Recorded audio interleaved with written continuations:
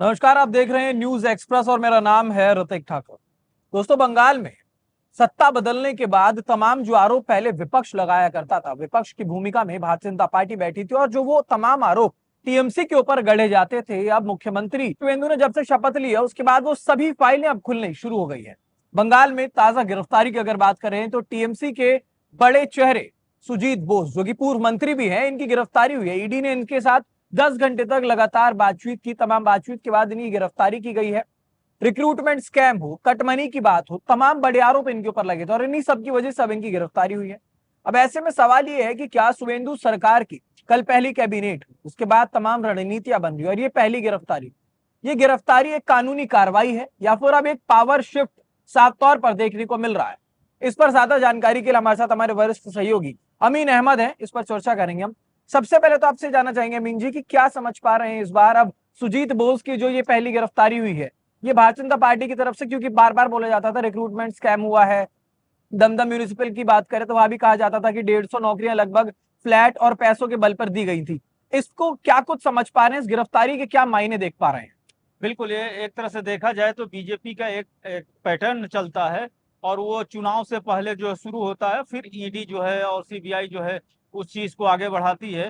तो चुनाव के समय ही ये विधाननगर से चुनाव लड़ते हैं, जो 24 परगना जिला में आता है, और वहां से ये लड़े थे। लेकिन इस बार जो है 32,000 से कुछ लमसम वोटों से ये चुनाव हार गए।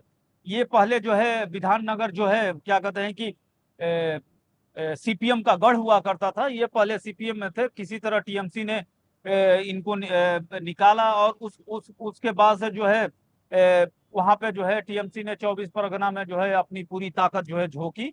और उसके बाद से 2000 लगातार 2009 से ये चुनाव जीतते हुए आ रहे थे। ये चूंकि विधाननगर जो है पूर्व पूर्व दिग्गज जो है सीपीएम के, उन्हीं के नाम से ये नया विधानसभा बना है। परिसीमन के बाद। हाँ, परसिमन के बाद। पहले ये बेलगछिया कहा जाता था विधानसभा के नाम से। तो अब हुआ है, लेकिन जो ट्विस्ट है वो ये है कि चुनाव से पहले ही आईपैक पे जो है छापे मारी, फिर उसके बाद से एक नया पैटर्न देखने को मिला। और उसके बाद से आज कल जो है जब ये इनको ईडी के सामने पेश किया गया, उसके बाद 8 से 9 घंटे इनके साथ पूछताछ हुई और उसके बाद इनको गिरफ्तार कर लिया गया।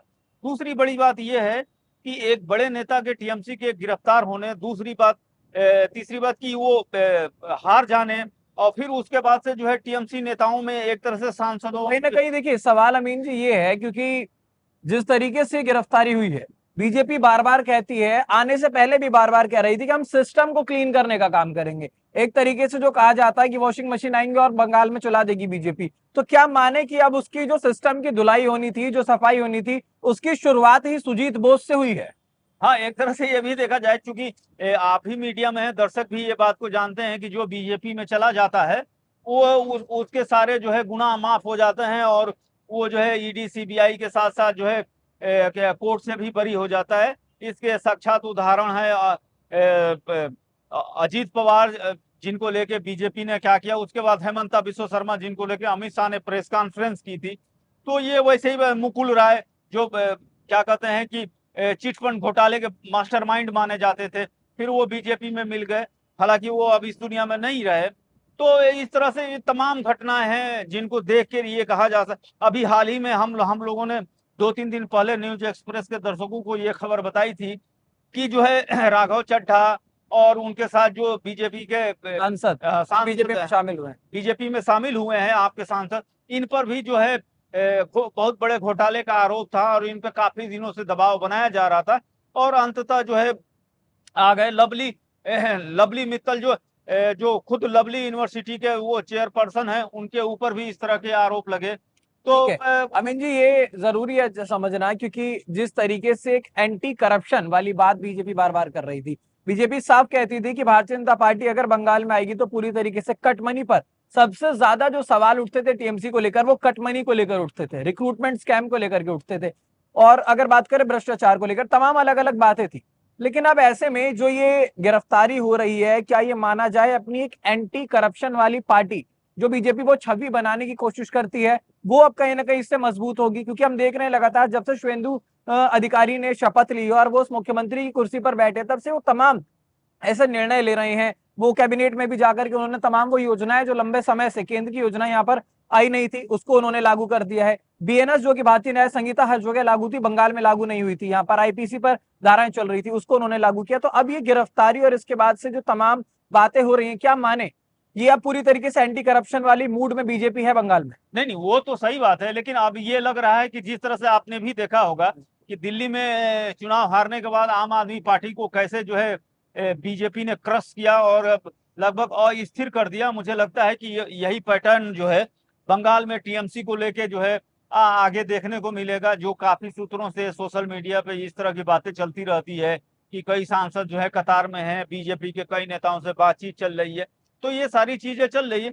तो मुझे लगता है कि आने वाले दिनों में आपने देखा होगा कि जैसे ही चुनाव जीते क्या कहते हैं कि सौगत राय, उसके बाद से जो है कई और जो है एक उनके या प्रवक्ता और कई लोगों ने ये बात का आरोप लगाया कि जो है आईपैक की वजह से हम लोग हारे। उसके साथ साथ उन्होंने ये भी कहा कि आईपैक वालों ने जो कहा वही ममता बनर्जी और क्या कहते हैं कि वो अभिषेक बनर्जी ने माना, और उसका नतीजा ये हुआ कि एक ही विधानसभा में आईपैक वालों ने 4 लोगों से कह दिया कि आपको भी टिकट मिलेगा, आपका सर्वे अच्छा है, और इसका नतीजा ये हुआ कि जैसे ही एक तीसरे को मिला तो 3 लोग नाराज हो गए। इससे जो है जनता जो है काफी वो हो गई। इसके साथ ही साथ और भी कई आरोप हैं, आरोप जैसे तमाम लगे हाँ, हैं, क्योंकि जैसे कि लेकिन हम ये समझ जो पा रहे बड़े हैं बड़े नेता का जो गिरफ्तारी होना, ये एक कहीं ना मुझे कहीं लगता बंगाल की है ममता राजनीति के पर लिए इस पर बड़ा असर पड़ेगा। पड़ेगा। लेकिन सबसे बड़ी बात यह कि बंगाल की राजनीति पर असर पड़ेगा, ये तो हम समझ रहे हैं, लेकिन सुजीत बोस की गिरफ्तारी से कहीं ना कहीं टीएमसी की एक लंबी फहरिस्त तो बीजेपी ने बना रखी है, वो कई नेताओं का नाम लेती है। साफ तौर पर बीजेपी ने तो कहा ही था, चाहे वो अभिषेक भतीजे के लिए साफ तौर पर बोला था कि वो भी जेल जाएंगे, कैस्ट्रो के लिए बोला गया था, शहजाद के लिए बोला गया था, इन सभी के लिए बोला गया था। तो क्या सुजीत बोस का जेल जाना कहीं ना कहीं टीएमसी की भी टेंशन बढ़ा सकता है? हाँ, इससे पहले भी कई नेताओं को जो है बीजेपी ईडी और सीबीआई के साथ जो है, ईडी सीबीआई का नाम मैं इसलिए ले रहा हूँ कि विपक्ष ही नहीं करता, कुछ ऐसे भी लक्षण भी आते हैं जिससे पता चलता है कि वाकई जो है मुझे लगता है कि दबाव बनाने के लिए बीजेपी या मोदी सरकार जो है प्रेशर पॉलिटिक्स करने की कोशिश प्रेशर है। पॉलिटिक्स खेलती है, और उसका नतीजा भी देखने को मिलता है। अभी 2 दिन पहले की खबर है कि पंजाब से जो क्या कहते हैं कि जिन लोगों पे एफआईआर दर्ज हुआ था, संदीप पाठक और उनके ऊपर, उनका रोस्टर जो है पंजाब हाई कोर्ट में जो है जिन जज को सुनना था उनको हटा के दूसरे जज को दे दिया गया, और ये बकायदा रिपोर्ट हुई है मीडिया में, और उसके बाद से उनको जो है राहत मिल गई। तो ये चीजें देखने को मिलती है कि जिसकी सरकार होती है या जिसकी वो ताकत होता है उसका रिजल्ट दिखता है। अभी आगे आगे और भी बहुत सी गिरफ्तारियां होंगी, बहुत सी चीजें होंगी। आपको याद होगा कि कोल घोटाले में जो है अभिषेक बनर्जी, उनकी उनकी पत्नी और तमाम चीजें हैं। तो अभी वो सारी चीजें धीरे धीरे फाइलें खुल रही हैं, पहले भी खुली हुई थी। अब हो सकता हो इनकी सरकार आई है तो ये और भी चीजों को खोलें, उनकी उनके भ्रष्टाचार को दिखाएं, या कई भी चीजों को देखने को मिलेगा। तो ये आने वाले दिनों में पता चलेगा। लेकिन ईडी के द्वारा जो है 10 घंटे पूछताछ के बाद जब अगर इनके एक बड़े मंत्री को गिरफ्तार करना जो पहले ही विधाननगर से हार चुके हैं, ये बहुत बड़ा ममता यानी कि बनर्जी के लिए सुजीत बोस झटका। की गिरफ्तारी साफ तौर पर यह दर्शाती है कि टीएमसी में अब आने वाले समय में कहीं ना कहीं गाज जरूर गिर सकती है। बीजेपी जिस तरीके की बात कहती थी कि हम पूरी तरीके से सिस्टम को क्लीन करेंगे, एंटी करप्शन पर काम करेंगे, जिन लोगों ने यहाँ पर भ्रष्टाचार किया उन लोगों के खिलाफ सख्त से सख्त कार्रवाई होगी, तो सबसे पहला जो एग्जाम्पल है वो सुजीत बोस के सहारे सेट कर दिया गया। अब आने वाले समय में देखना होगा क्या कुछ होता है। फिलहाल इस खबर पर आपकी क्या राय बनती है हमें कमेंट बॉक्स में जरूर बताइएगा। साथ ही साथ ये वीडियो अच्छी लगी हो तो लाइक कमेंट शेयर जरूर करें और न्यूज एक्सप्रेस को सब्सक्राइब करें।